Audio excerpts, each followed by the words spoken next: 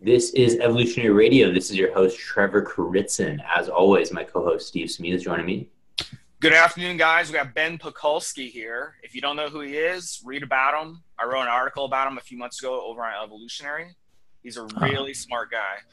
Thanks, Steve. I appreciate that, man. I didn't see the article, but if you fire it over, I'll check it out, man. Love to check it out. You may not like it.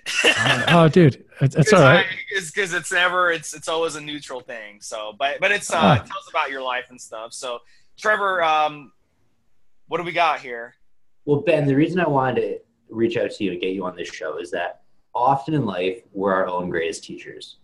And this podcast is similar to your podcast. It's all about living your greatest life. We've had on doctors, we've had on massage therapists, chiropractors, dating experts, sleep experts, you name it. And you've really gone through a major mindset shift the last couple of years. You've really focused on, what am I doing? Stop and think. You really try to master the mind. And I feel like one mistake a lot of us make, myself in particular, is that we get so caught up in working, we don't actually stop and think, hey, is this the most efficient way to work towards my goal? So the reason I want to get you on is for you to talk about some of the things you've learned and some of the things that you wish you could tell that 18-year-old self. Oh, wow. So there's a lot of levels to that, right? Depending what direction you want me to go, if it's respect to training, if it's respect to business, if it's respect to just life in general. I mean, each of those has its own path, and each of them I've had many opportunities in my life to learn. I think one of the greatest things that I've learned in my life is the reason I am, able to progress continuously is because I fail, I struggle a lot. And there's a lot of things in my life that have been challenges for me, that have been obstacles, and, creating the framework around your challenges and your obstacles, that those challenges are your greatest opportunities for growth. So rather than taking them as a negative thing and being upset that there's an obstacle or something in your life not going the way you want it to, it's just an awareness that's created that says, hey, it's time to become better at something. I'm not good enough at this. I need to use this as my greatest opportunity to dive into this particular thing and develop myself. So, 20 years, I tried to be the biggest human being on the planet and be a great professional bodybuilder. I climbed the ranks relatively high in professional bodybuilding. At one point I was ranked top 10 or whatever in the world, and had some pretty great placings. And what I always tell people is there's this external ascension of the proverbial mountain, right? As a human being, particularly as a man, we have some unconscious desire to accumulate, right? So some people want to accumulate money, some people want to accumulate muscle, some people want to accumulate, like women. And when you do those things, what are material things, and when you accumulate those things, you realize that the accomplishment is fleeting, right? You get a very, very short-term gratification, and then you go, oh shit, this is not what I thought it was going to be. So, I spent so much time and so many years committed to, building my greatest body and ascending this proverbial mountain. Then I thought I'd get to the top of the mountain and I would be happy, or I would be fulfilled, or I would be, self-confident. And you get there and you realize there's nothing there. So it's shallow, it's empty, and I wasn't happy. And at many times I was probably even more insecure and more lonely than I'd ever been in my life. So it allowed me to, thank goodness I was able to climb this mountain, get there, and not spend a tremendous amount of time. Obviously, I spent a lot of time, but a lot of guys are still doing it. A lot of guys are spending a lot more time than I did. And luckily for me, I got there, or got to where I wanted to go, and had the awareness of, oh, this isn't what I wanted to be. And now I've just kind of taken this shift toward realizing the journey is within, man. Realizing happiness lives inside of you. You can create it every minute of your life if you so choose. So the journey for me now is, a daily meditation practice, a daily mindfulness practice. And, I always believe that there's kind of two ways to create your life. And, one of them is, identify someone who's potentially living a particular part of life that you want to emulate, and model them. And, kind of create the plan and pursue it with discipline. Or you can do it internally, and you can sit down every morning and meditate and create that person in your mind. How am I going to treat people? How am I going to act? How am I going to speak? How am I going to spend my days? So you can create them. You can create yourself internally or externally, and both I think can be effective. For me now, it's truthfully a combination of both. But it's literally like, crafting my perfect life inside my mind, and then every time I step out of that meditation, I'm a new person. And that's really kind of what's happened now, man. It's just like identify who I want to become, what I want to do, and taking the steps in the right direction to make it happen. So let me ask you this, Ben, because this is really interesting what you're saying. We've had a lot of pros on, guys competing for Mr. Olympia, even top 10, top 3 guys. And they always have that mentality of they're focused in, they're zeroed in on that one thing. And in life, you don't have to be a pro bodybuilder to do that. We all do this. Like you said, a lot of us want to make money. We want to be successful in business. A lot of us want to be successful in sports. A lot of us want to be successful in other things. And, there's a lot of ups and downs in life. One thing I saw just this morning is if you have a wardrobe, you're already in the top 15, 20% richest people in the world. And I think sometimes that we forget that. And everyone listening to this right now, or everyone watching this, you're probably in the top 10 or 20% richest people in the world. Because a lot of people in the world don't have access to a computer. They can't afford a computer. They make $1 a day maybe is their salary. So give us an example, those out there. And I'm not going to sit here and bitch because my life is pretty damn good. But there's always shit that happens, like, that upsets me. It could be something as little as my team losing, even. That seems to upset me. But on a serious note, like, give us an example for those who are listening to this that are really stuck in the rut right now. Maybe they just went through a divorce. Maybe their business just failed. Maybe they lost their job. Maybe they have an injury and they can't work out. Give us an example of how to get that domino effect going the other way. What is something? Sure, man. It's just looking at it from a perspective of being grateful. It all starts with gratitude, man. It's being grateful for what's happened and realizing that everything in life is a learning opportunity. And, sometimes we succeed and we don't always learn when we succeed. So sometimes failure is our greatest learning opportunity, right? So something that fails, a relationship, a business, look back and objectively analyze and say, well, what did I do that made it fail, and what can I do better, and what aspect of this is my greatest opportunity to progress, and just dive into it, man. Like, I've been a lifelong student in anything. That's what made me a great bodybuilder was, I sucked at a lot of stuff, man. So when I was like, God, I really suck at this, I made it my passion to get better at it. So whatever you're struggling with right now, like, smile, and this came for me in training, right? One of my greatest training skills was when I was really, really, really uncomfortable, where most people would quit, I smile, knowing that I'm becoming a better person. And that's transferred into my life now. It's like, no matter how uncomfortable I am, I'm going to find a reason to smile, because I realize that the greater my struggle, the greater my development of my character. So anybody out there, it's just all about your framing, man. It's all about, someone in your life at some point has taught you how to respond to situations. It's a parent, it's a mentor, it's whoever. You're modeling somebody, right? You're modeling somebody who was your greatest influence as a kid, and you don't have to be that way, right? You don't have to react negatively to people. You don't have to flip people off because they cut you off. You don't have to get angry because your team loses. Realize, like, how does it impact my life? Is it making my life better whether they win or lose? No, it's great to be entertained. Ultimately, who gives a fuck if they win or lose? Like, it doesn't change your life at all, right? Just like, what's going to make me happy? Well, what's going to make me happy is making me happy. Be happy today. I make the choice to be happy. And for me, happiness is constant progress toward my end objective, whatever that may be, right? So that's just the way I frame it, man, is every day needs to be framed in gratitude. And I started this as far back as 2006, maybe. I started listening to Tony Robbins, and I was just a young aspiring bodybuilder, wasn't even pro yet. And every morning, every bodybuilder in the world goes, I have to do cardio. Geez, I don't want to do it.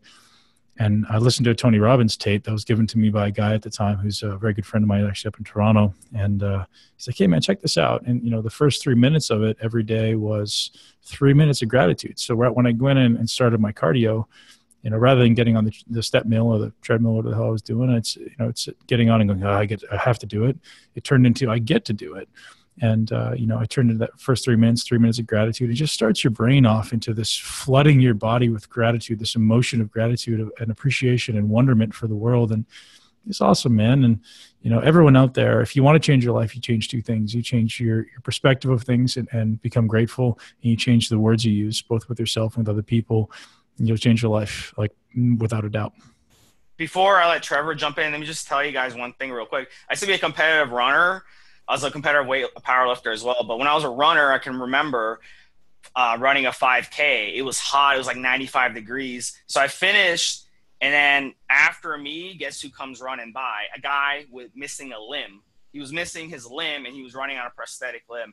So right there, as much as I was like, oh my God, this is horrible, I'm struggling, I was like, wow, how grateful am I to have two legs? So it's exactly what you're saying. No matter what, just always be grateful.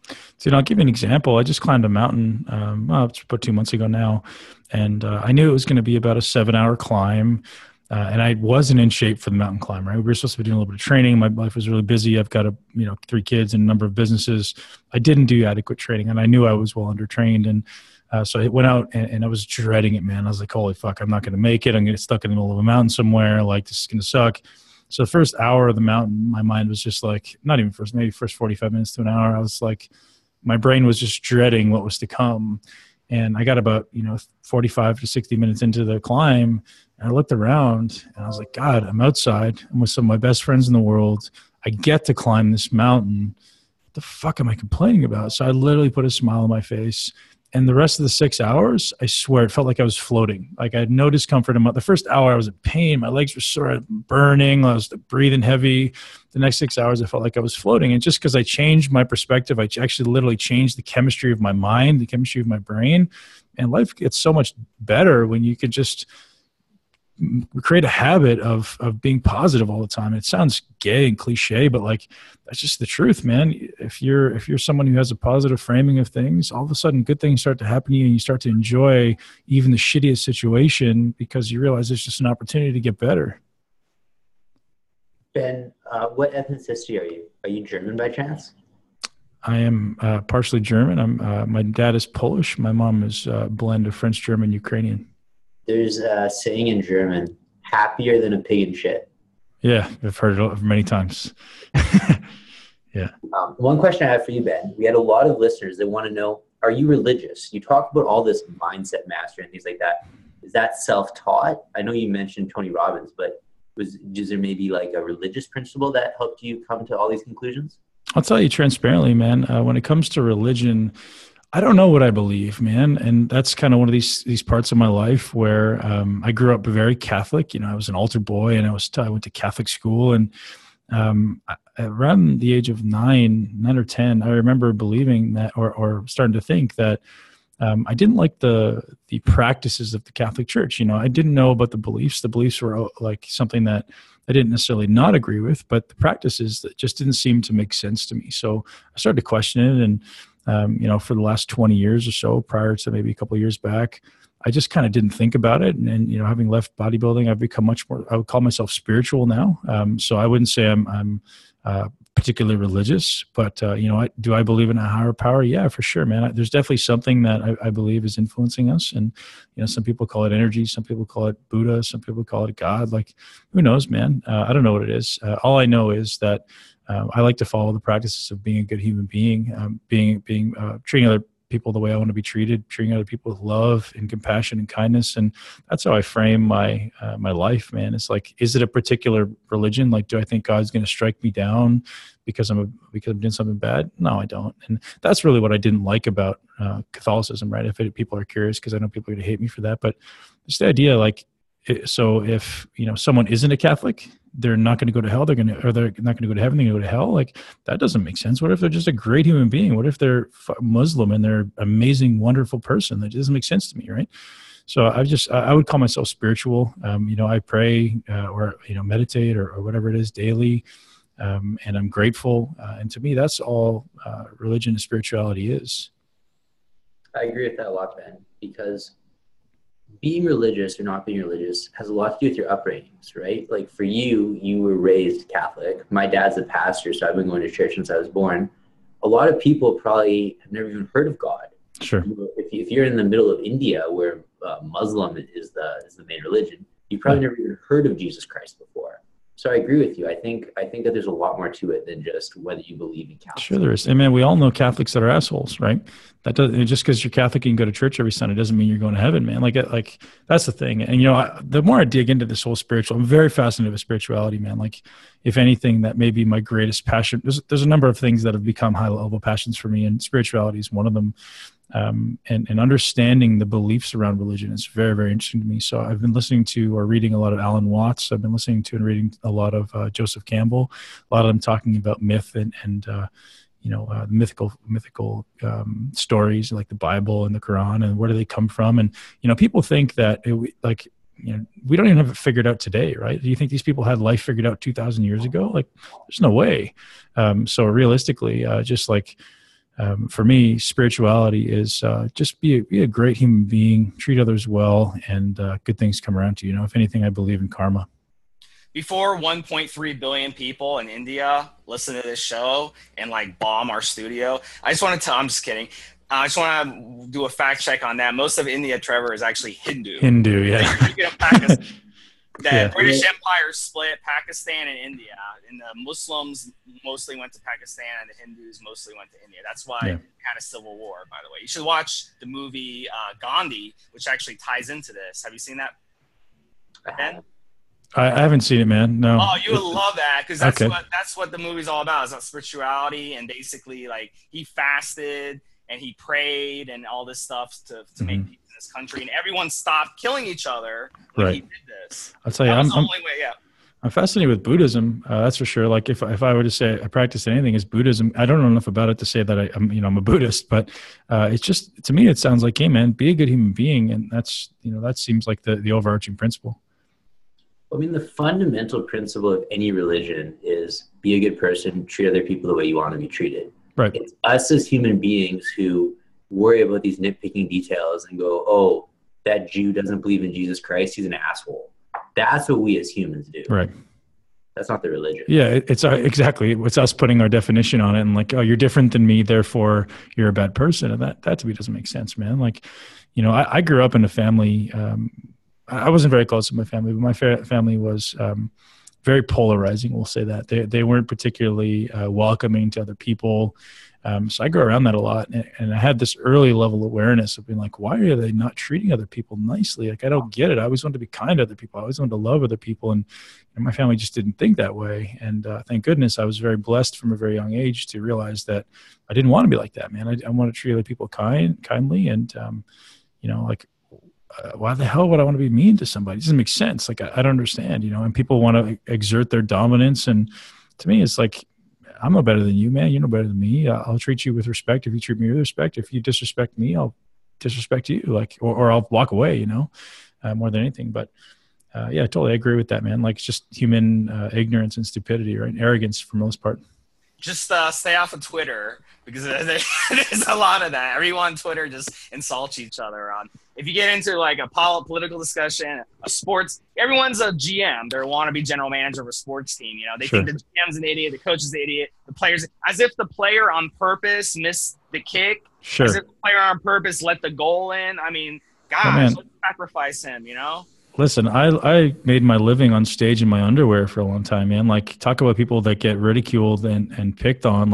I was trolled more than anybody, right? And at some point you become compassionate for those people. If somebody's taking their time out of their day to try to berate me, what does it say about them? I had one guy up in Canada who went out of his way to troll everything I was doing all over the internet. And I met the guy and I was like, come here, man, I'm gonna give you a hug. He thought I was gonna punch him out. I was like, no, man, dude, I feel sorry for you, man. Did you have a problem with your mother? And I was being honest. I was like, dude, if I can help you in any way, please, let me know. And, it sounded like I was being condescending, but I absolutely wasn't. I was like, gosh, I couldn't imagine what's going through somebody's brain and how, self-ridiculing they must be to be able to live that existence. It's terrible.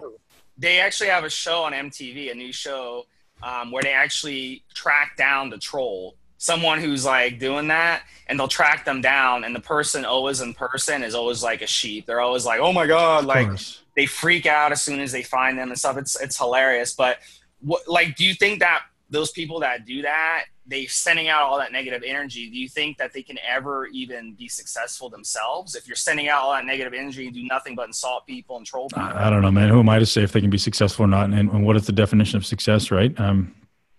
At some point they'll realize, the irony of it is oftentimes my greatest adversaries become my greatest advocates, right? Because, what I teach is things I actually believe in. And if they come in oh, you're full of shit, you know what you're talking about. I'm always like, hey man, I'll tell you what, I completely understand that. And if it doesn't resonate with you, that's fine.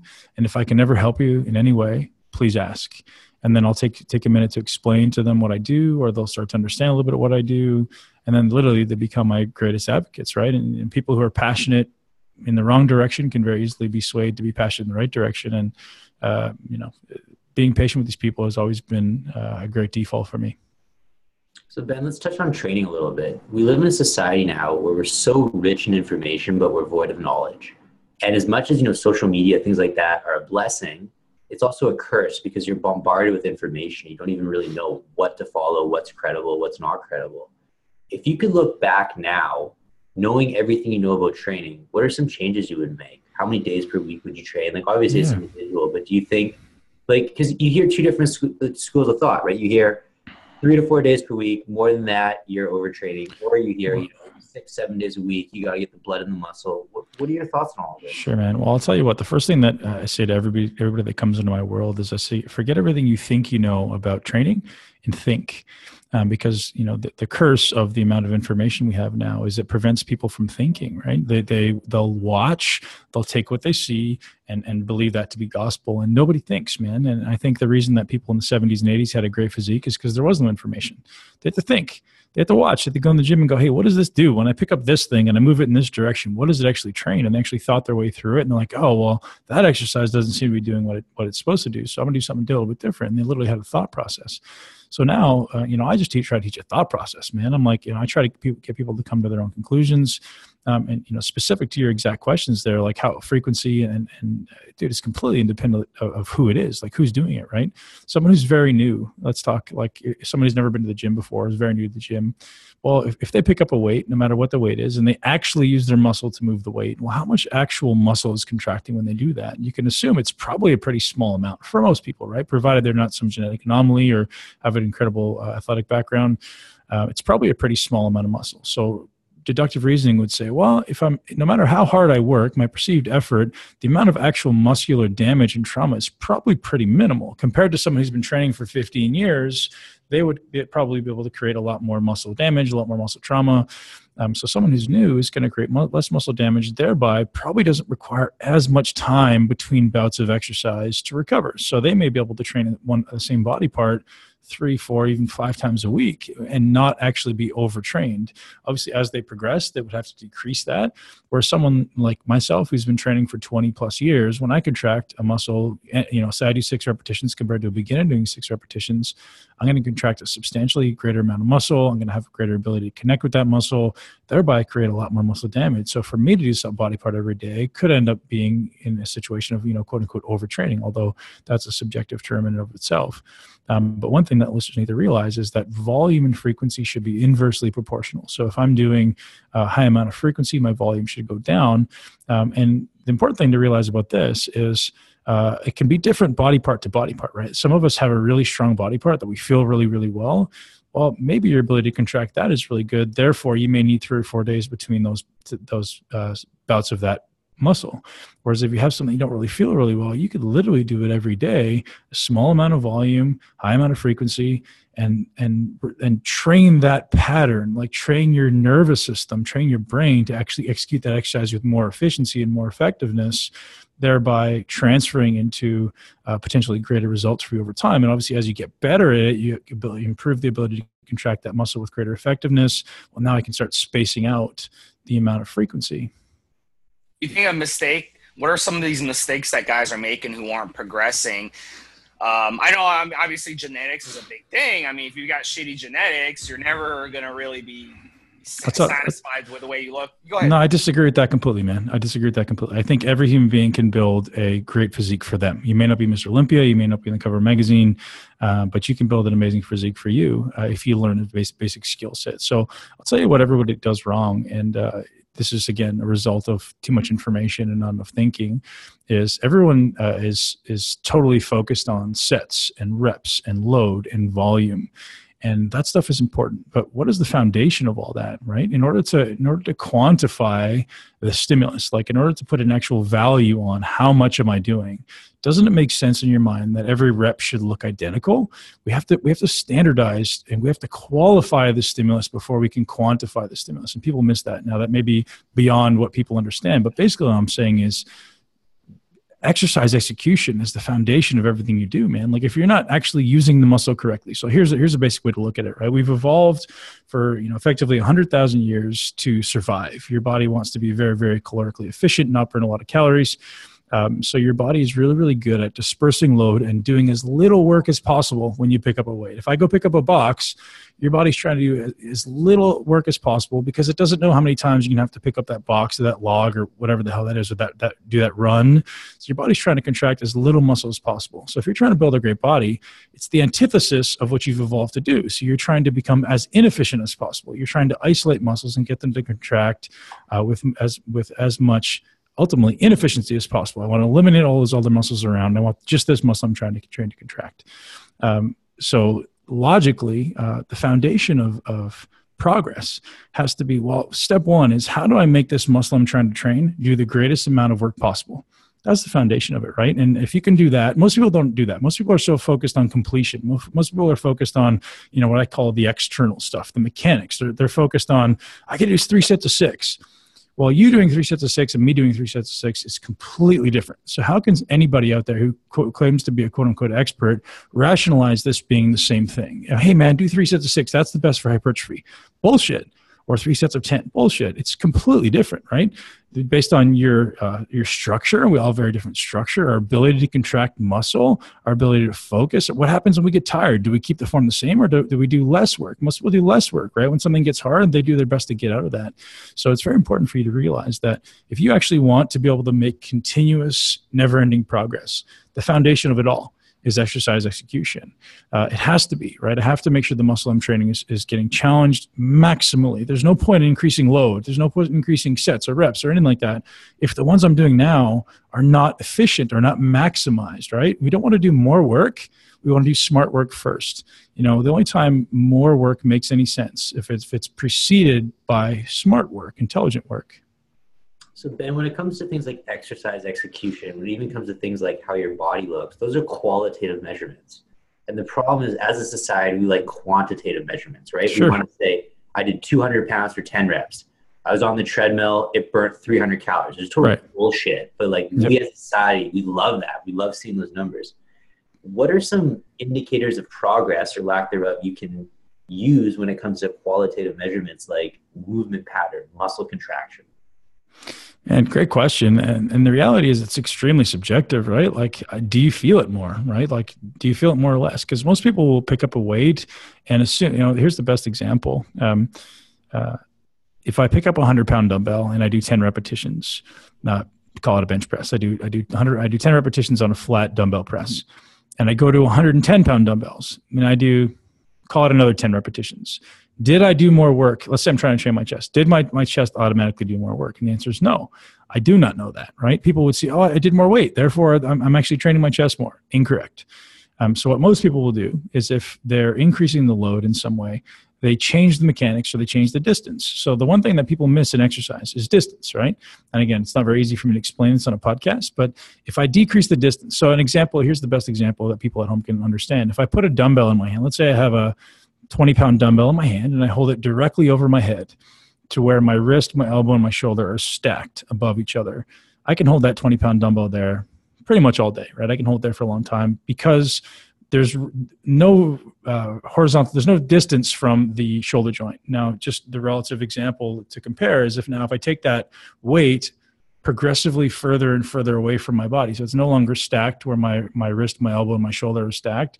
If there's somebody watching, I'll just do it. So if I start here and I start to progress out, well, now that's going to be a lot harder where I'm 6 to 8 inches away from being stacked. And if I go all the way out to the side where my arms extend to my side, okay, now that's a lot harder. Same 20-pound dumbbell, a lot more challenging to the muscles. What changed? Same 20-pound dumbbell, different distance. So just because you've increased load doesn't necessarily mean you've actually increased work, because what most people will do is mechanically change the way they do it to actually do less work so that they can compensate with more load. And so if I just, I'm doing a bench press and I bring it in closer to my body, I'm actually doing less work on the pec or the muscle I'm trying to train. So, that's a big consideration, man, is like, it can't be always a quantitative stimulus, because it has to be a qualitative stimulus first. And, just to kind of, come back around to your question, unfortunately, there is the qualitative stimulus of distance, but again, that's beyond the scope of what most people understand. So it is often just a subjective thing, like, hey, do you feel that? And if you can't feel a muscle at 100% of the range of motion, you're wasting your time. We've all gone through sets where you're doing a bench press and you do 135 and you feel it really good in your chest. You go to 185, you feel it really good. You go to 225, oh, I don't really feel it anymore. But hey, I'm doing 225, therefore I must be doing more work in my chest, right? No, you're not. Your body's figured out a way to use all the other muscles, right? So if we think about this evolutionarily, your body, let's say we're doing a bench press here, like arbitrary number, but your body's got 5 muscles that can possibly do work. And your body's going to disperse it amongst those muscles, unless you do something to change that, right? You can absolutely mechanically set yourself up to advantage the muscle you're trying to train. And it's not hard. It's actually extremely simple, but most people don't think like, hey, how do I make my chest do more work? Rather than lifting more weight, how do I actually get this thing to work harder? And is it working hard at every inch of this rep? And if it's not, you're wasting your time. So Ben, that's really good advice. Give us some advice, because we got under 10, 15 minutes left. Diet, like most of our listeners, most of us in North America are fat. I think I read something in the United States, 50% of people are at least 30% body fat. And I believe it. I mean, if you go to a sporting event, go to Walmart, you look around, every guy over 35, 40 has a gut. But like a lot of people try to do diets, they really, really try, and they go get gym memberships and they can't lose weight. What are some tips you can give them that are, some of these gurus and personal trainers out there that are sending them in the wrong direction, wasting their time? What is something that they can do to kind of get themselves on the right track that they may not know about? Yeah, man, great question. And I think, the reality of that, there's a lot of layers to that, man. There's a lot of stuff going on there that are making people fat and has nothing to do with what they eat. Obviously, what they eat is a big component. Most people think it's a calories in, calories out thing. And I honestly disagree with that pretty wholeheartedly, man. There's so many other things that play into what's impacting the way you eat a banana and I eat a banana, and those are doing 2 completely different things in our body, right? Why? Well, because of all the physiological realities that exist in my body. So, I eat this food. Is it being digested optimally in my gut? What does the microbiome look like in my gut? Do I have leaky gut and gut permeability? All these things are playing into what my body does. Am I inflamed? Am I insulin resistant? Am I, have high amounts of estrogen, low amounts of testosterone? All these things are playing into what my body does with what I eat. So all these, scientists or experts are focused on the external. They're focused on the quantitative, right? They're like, oh, you got to meet your macros. And yeah, great. For some people, maybe that makes sense. But the best thing people can start to do, I wrote a program recently called The First Phase of Fat Loss. And it's like, here's what to do in the first 30 days. And none of it has to do with changing your calories. Like, I don't even talk about calories. I talk about removing the toxic burden. And, that's kind of step 1. And what is a toxic burden? Well, all those things that are destroying your gut, all those things that are negatively impacting your body and your mind. So toxic things could be something like people. People can be toxic, right? Like, what state of mind am I in when I'm eating? Am I stressed? Is my state of my autonomic nervous system, my sympathetic arousal really high? Like, if that's the case, then my body won't digest the food that I eat, right? So that's why these guys all have massive amounts of undigested food in their belly, or big amounts of belly fat, because their cortisol is elevated, their body's not digesting food. Guess what? It's going to go sit there. So that's just, there's so many levels, man. So if we get into looking at toxic burden, what are the things that are toxic? Well, obviously, pesticides and herbicides are a big thing, right? Getting rid of glyphosate as much as possible, getting rid of pharmaceuticals, getting rid of anything that's going to cause any type of digestive distress. And unfortunately, the reality is in North America that our water supply is a big thing too, right? Too much chlorine in our water supply is destroying our microbiome.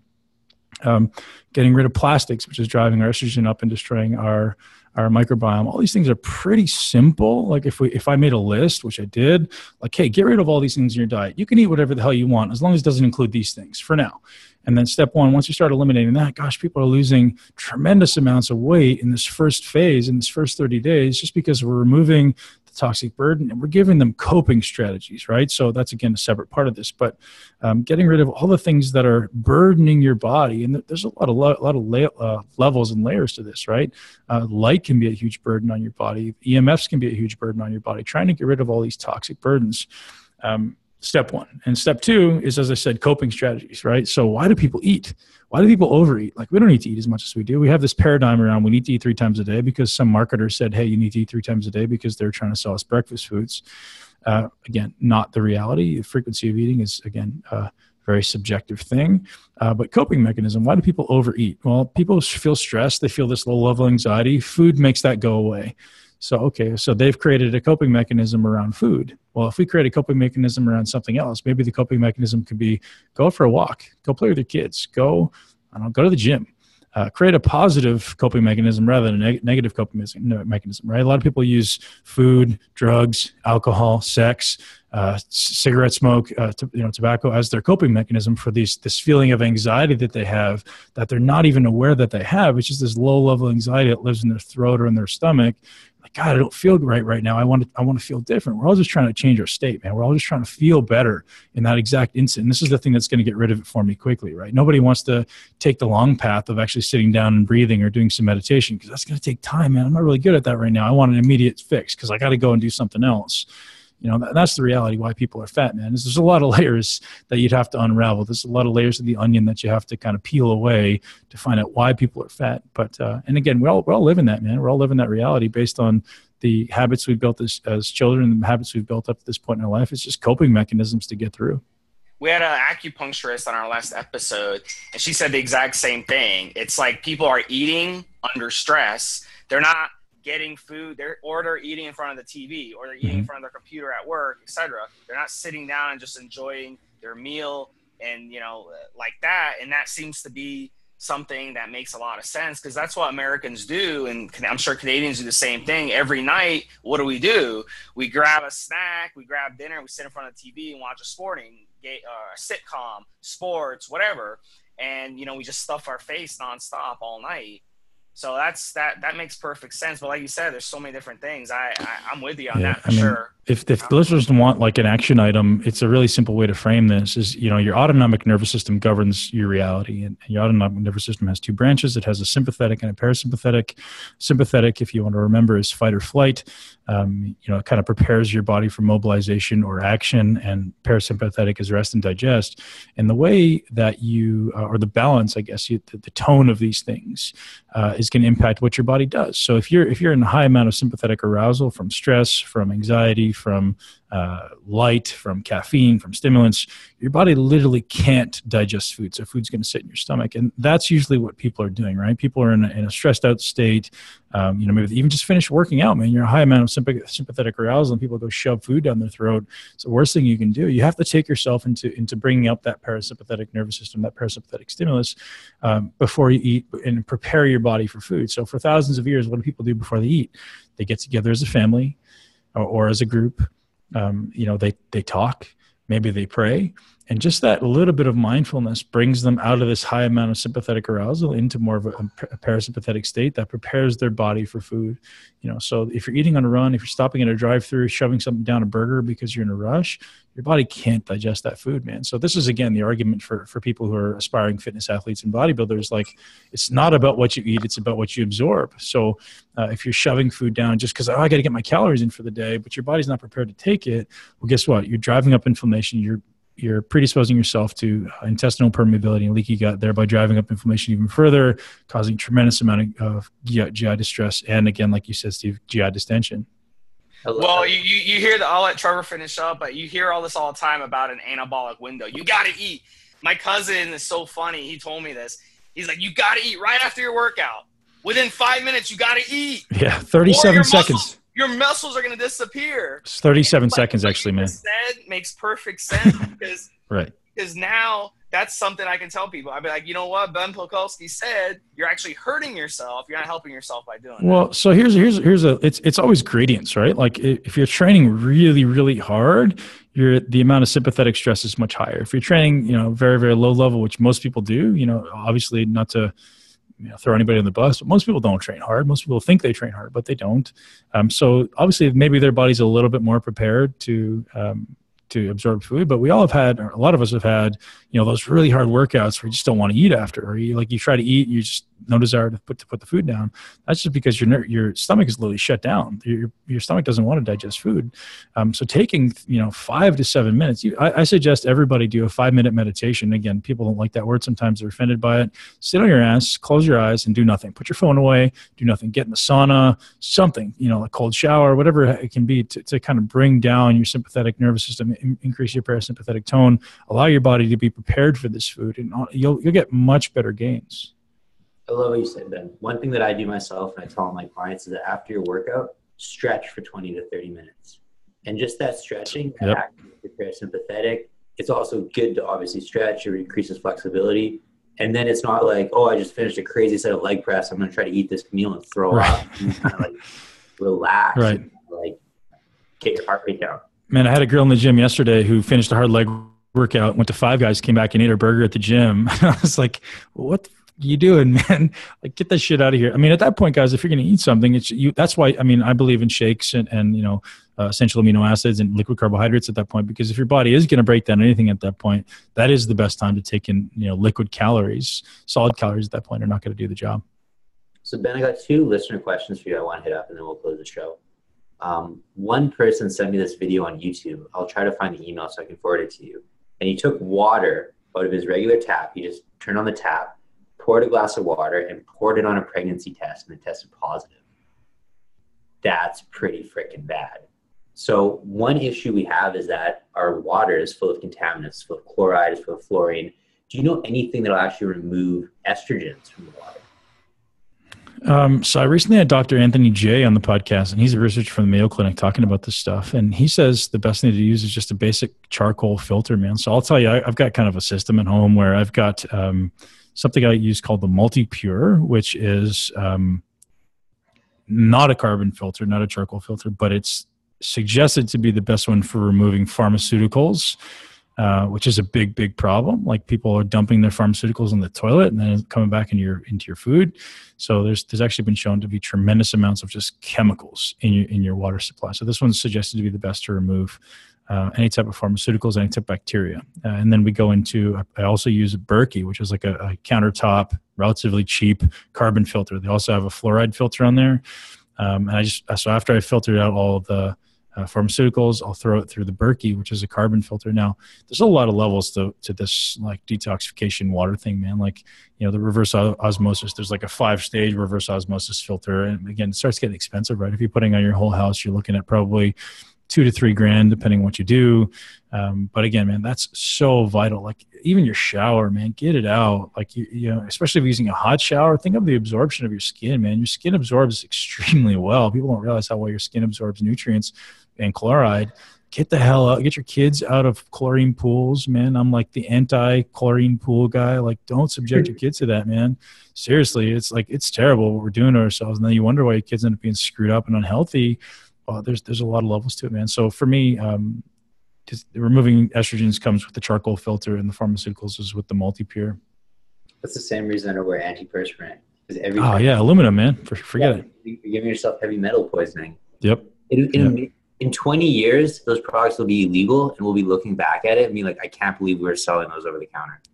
And listen, we're all in the reality, and some people choose to not see it, that industry drives the world. And unfortunately, like, they're paying the bills. These big companies are, nobody wants them to shut down. Like, the government doesn't want to lose that income from all the tax these guys are paying. The government doesn't want to lose maybe the kickbacks to get into the political campaigns. And it's just what it is, man. So it's up to the consumer to kind of vote with their dollar, man. You got to buy the things that are healthy for you, and then you're just driving those companies to be bigger. Those companies who actually take action, change their ingredients, and put things in that aren't going to kill you, man. I have a podcast, and I interview all these people, that are, people who are pro glyphosate and people that are anti glyphosate, and glyphosate is the number 1 pesticide being used right now. And you hear both sides of the coin. And I get it. I get why we do these things. Like, it's driving economy. Glyphosate is, it's the reason we're able to have such an abundance of food. Without it, there'd be droughts of food. Like, would you want, think about what the repercussions of a lack of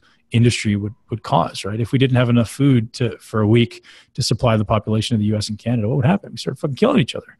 So you have to start looking at like, hey, what's the pros and what's the cons of this? And I get it, but as someone who wants to be health conscious, like I don't want to be one of the guys at the bottom of the pile, man. I want to be one of the people who's leading the charge and is healthy and rigorous and vigorous. And I want to pay attention to those things. And not everyone has the means or the desire, and I get it. But awareness is key in order for us to change our existence. Ben, if it does start. Ben, I'm a chemical engineer, so I can tell you firsthand, just from an industry standpoint, we can make natural alternatives to glyphosates. It's just 500 times more expensive.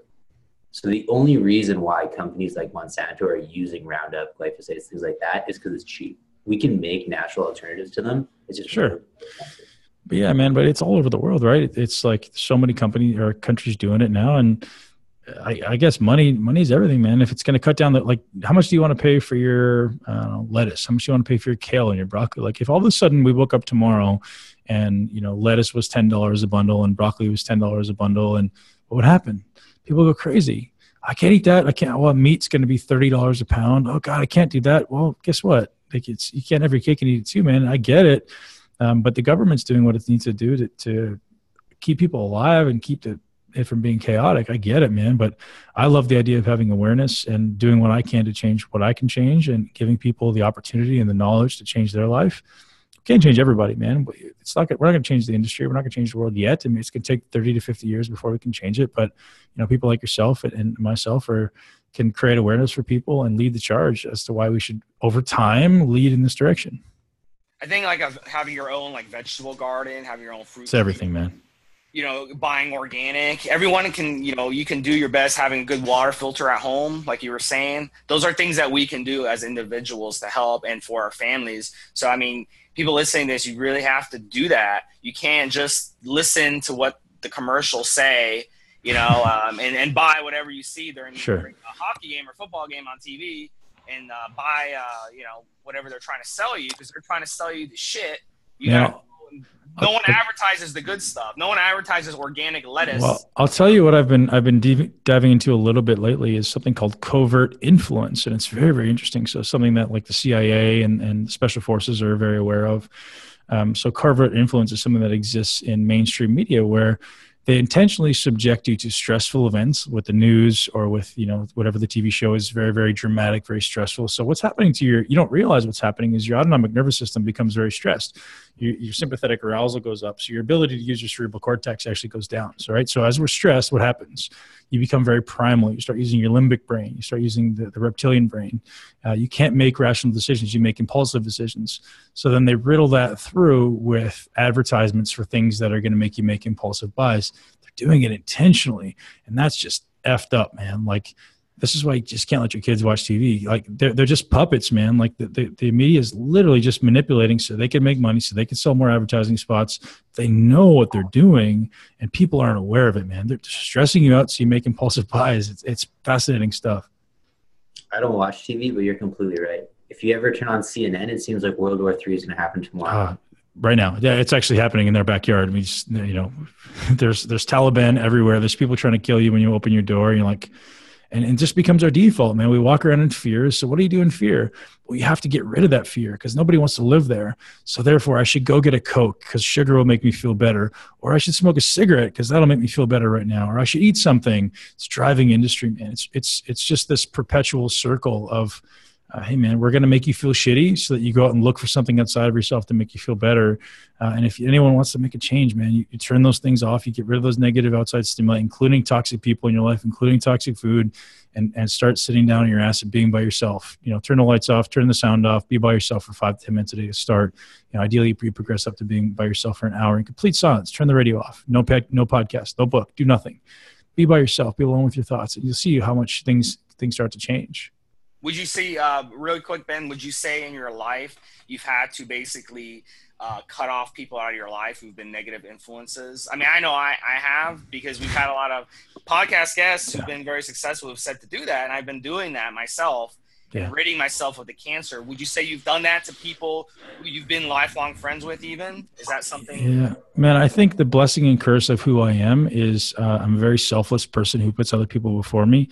And I'm realizing now in my wisdom it's a blessing because I'm a very caring, giving person, but at the same time, you need to be ruthless with your time and with the people you surround yourself with. And yeah, man, I'm much more aware of saying no. That's one of the hardest things to do for everybody, right? Like, no, I can't do that. No, I don't have the time for that. No, unfortunately, I can't go there with you. Like, creating some type of strategy on how to say no to people is very, very important, man. And yes, I've definitely cut a lot of ties, man. And like, especially as a professional bodybuilder, again, nothing against bodybuilders or the fitness industry, but every time I kind of revert back into that, it brings me back into that world, man. And if I want to progress, I can't go there. So learning to kind of remove myself from that energy, that attitude, it's just getting myself out and finding people who are more in line with what I want to do energetically, what I want to do in business, in life, and how I want to impact the world.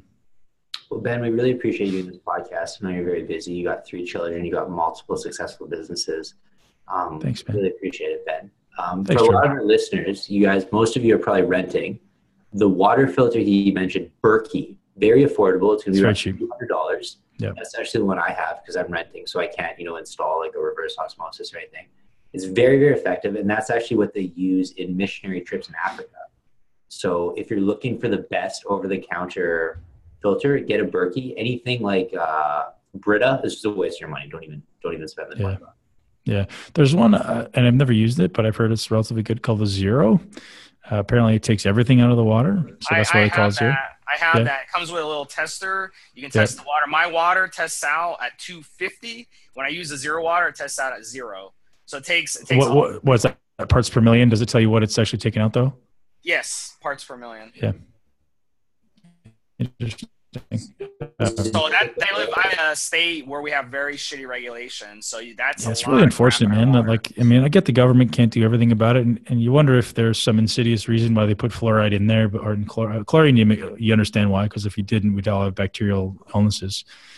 But it's unfortunate that we can't have better water, man. It can't really be that hard or that expensive to actually effectively filter water. You can test like bottled water companies with the thing I have, like you were saying, and the little thing like Dasani and Aquafina, these bottle companies, it's the same thing as tap water. You're going to test over 200. It's the same shit. So do not trust bottled water unless you test it, because the bottled water has the same shit in it. Yeah, and the reality is those are being transported in plastic. If that plastic gets warmed, you're getting xenoestrogens, right? And here's the thing that sucks too is anything that all the city water, municipal water, all travels through plastic pipe. It's called PEX pipe, and it's all estrogenic. So, we're literally castrating our subsequent generations. Here's the crazy thing, man. If you consume estrogens now and you or your wife and you end up having kids, you actually pass those xenoestrogens on to them epigenetically. And so there's a lot of cross-generational expression of these negative effects of estrogen, which is just wacky, man. Like, and it's unavoidable. Like, we're all using plastic. We're all being exposed to pesticides. It's in the air. It's not even just in the water. It's in the air. So it sucks, man. And it's really unfortunate that people are going to be born into this world with literal massive disadvantage because, of things that we consumed or our parents consumed. It sucks. Ben actually just did a podcast on this. Did you know that the average testosterone levels of middle-aged men have declined 1% since the 1980s? Sure. If we were a species, we'd be on the endangered list. Yeah. And it's unfortunate that, governments have actually tried to manipulate the values, like the testing values, the testing ranges to show that. So, if you look back to the early 1990s, testosterone ranges were between 700 and 1500 as far as nanograms per deciliter. And now they've brought that down to where you're over, I think if you're over 1100, I think is like the top end of the range, right? So they're just trying to fool everybody and bring the range values down. So, hey, if you're in the high end of the range, you're healthy. Well, what if it was 20 years ago? I would have actually been closer to the low end of the range, which is very fascinating to think about. And, for anybody trying to optimize hormones out there, there's so many levels, man. It's such a complicated topic. Like, just supplementing with a hormone is not always a good idea because it doesn't necessarily mean it's going to do what it's supposed to do in your body. I agree with you 100%. Ben, where can our listeners find out more about you? As we spoke about, I've got a podcast called the Muscle Expert Podcast, and it's nothing to do with muscle. We're going to soon be rebranding. It is to do with muscle. Muscle is obviously my thing, but it's also just kind of the stuff I talk about, right? It's how to live your greatest life in your greatest body and all these parts that go into it. So Muscle Expert Podcast is one. I've also got MI40 Nation. So my business is MI40, which stands for Muscle Intelligence. Muscle Intelligence and all my programs have been based around 40-day programs. So MI40 Nation is the website, and benpakulski.com is a great place to go. Obviously, Instagram and Facebook, I'm there too. For all of our listeners, if you like our podcast, definitely check out Ben's podcast. A lot of the guests we've had on have also been on Ben's podcast. Guys like Dr. Benjamin Bickman, Danny Vega. A lot of the really episodes we've had have also been on Ben's podcast. Mm-hmm. For your host, Trevor Kouritzin, for my co-host, Steve Smee, and for our special guest, IFBB Pro Ben Pakulski, this has been another episode of Evolutionary Radio. Live your life. Look good doing it. Thanks for listening.